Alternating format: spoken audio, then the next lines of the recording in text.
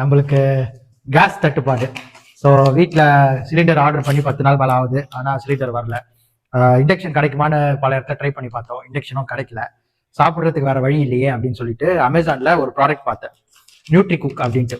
நிறைய பேர் இந்த இன்ஸ்டன்ட் பாட்னு கேள்விப்பட்டிருப்பீங்க. அது ஒரு வகையான ஒரு குக்கர் மாதிரி. அந்த இன்ஸ்டன்ட் பாட் மாதிரியே நியூட்ரி குக்ன்றது இன்னொரு பிராண்ட். இது வந்து ஒரு 6 லிட்டர்ஸ்ன்ற மாதிரி. 6 லிட்டர்னா யூசபிள் 5.7 அப்படி இருக்கும்னு நினைக்கிறேன். அதுதான் இங்க பாருங்க ப்ராடக்ட், நியூட்ரி குக். ஆக்சுவலா இது வந்து ஒரு எலக்ட்ரிக் குக்கர் தான். பட் நார்மல் எலக்ட்ரிக் குக்கருக்கும் இதுக்கும் என்ன வித்தியாசம்? ஏன்னா எலக்ட்ரிக் குக்கர்னா எனக்கு என்ன ஒரு 2000 3000 கூட வருது. இது ஏன் இவ்வளவு காஸ்ட்லியா இருக்குன்னு கேட்டீங்கன்னா, இது ஒண்ணுலயே பல சமையலை செஞ்சிடலாம். அதாவது இதை ஓபன் பண்ணி கூட சமைக்கலாம். அதுதான் இதுல இருக்க ஸ்பெஷாலிட்டி. ஸோ உங்களுக்கு சாட்டே பண்றது, அப்புறம் பொரியல், வறுவல், தோசை மட்டும் போட முடியாது, சப்பாத்தி போட முடியாது. அது தவிர இது எல்லாமே இதுல பண்ணிடலாம். அதனால தான் இது கொஞ்சம் காஸ்ட்லியா இருக்கு. உள்ள என்ன இருக்குன்னு பார்க்கலாம் வாங்க.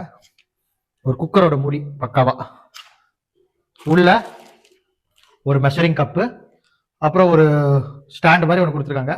இதோட பர்பஸ் என்னன்னா, கீழே தண்ணி ஊத்திட்டு நம்ம மேலே வைப்போம்ல.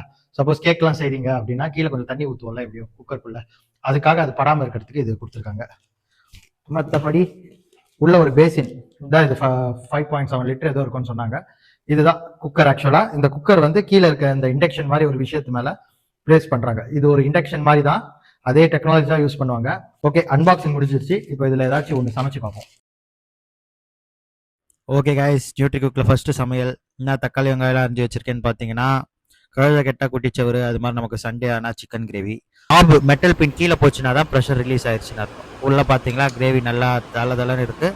அதை அப்படியே கலரி விட்டு எண்ணெய் பார்த்தீங்கன்னா உங்களுக்கு பக்காவாக பிரிஞ்சு வந்துருச்சு. நான் என்ன பண்ணேன், 2 கப்பு தண்ணிக்கு பதிலாக கொஞ்சம் எக்ஸ்ட்ராவாகவே ஊற்றினேன். அதனால கொஞ்சம் எனக்கு குழம்பு மாதிரி வந்திருக்கு.